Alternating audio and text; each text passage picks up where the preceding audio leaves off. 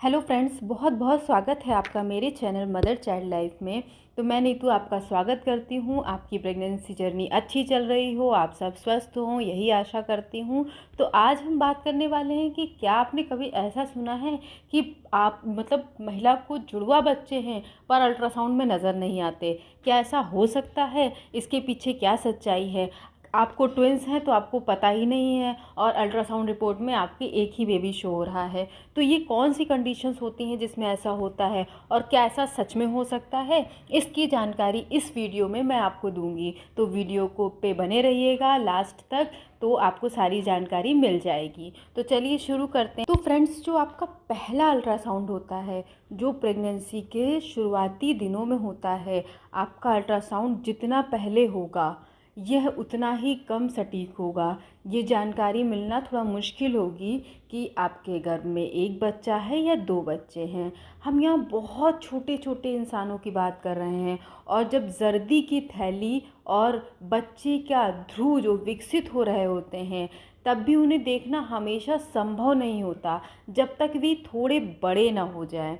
यदि आप 6 या 7 सप्ताह में ट्रांस वेजाइनल अल्ट्रासाउंड करवाते हैं तो आपको केवल एक ही बच्चा दिखाई दे सकता है, जबकि वास्तव में 2 हो सकते हैं या 3 हो सकते हैं या एक ही हो सकता है। मतलब ऐसा होता है कि जुड़वा बच्चे हैं, लेकिन अगर आप जो होता है ना ट्रांस वेजाइनल अल्ट्रासाउंड जो होता है 6ठे सप्ताह वीक में, अगर आप ट्रांस वेजाइनल करा रहे हैं अल्ट्रासाउंड, तो आपको एक ही बच्चा शो होगा, क्योंकि जो दूसरा बच्चा होता है वो आपका जो जुड़वा बच्चा होते हैं वो कभी कभी होता है ना एक एम्नियोटिक थैली को साझा करते हैं। कभी कभी जुड़वा बच्चे अपनी अलग अलग थैलियाँ भी बनाते हैं, लेकिन कभी कभी वो एक ही थैली में रहते हैं। तो यह संभावना बढ़ जाती है कि जो शुरुआती अल्ट्रासाउंड के दौरान जो एक जुड़वा बच्चा होता है वो छिप सकता है। इन जुड़वा बच्चों को मोनोकोरियोनिक मोनो एम्नियोटिक कहा जाता है। आपका छिपा हुआ जो बच्चा होता है वो चुपके से चलता है। दूसरे शब्दों में आपका बच्चा अपने भाई बहन के पीछे छिप जाते हैं, आपके गर्भाशय के किसी कोने में छिप जाते हैं। ये अल्ट्रासाउंड के दौरान नज़र नहीं आते, ओझल हो जाते हैं, जो शुरुआती अल्ट्रासाउंड होता है। तो ये है कि आप शुरुआत में नहीं पता चलता है, कभी कभी मिस हो जाता है, आपके फर्स्ट अल्ट्रासाउंड में मिस हो सकता है, आपको नहीं पता चलेगा कि आपके पेट में ट्विंस हैं। लेकिन 20 सप्ताह के बाद ऐसा पॉसिबल नहीं है कि आप अल्ट्रासाउंड कराएं और उसमें ना पता चले कि आपके ट्विंस बेबी नहीं हैं। अगर हैं तो वो बिल्कुल शो होंगे, 100% शो हो जाएंगे। तो ये ऐसा होता है।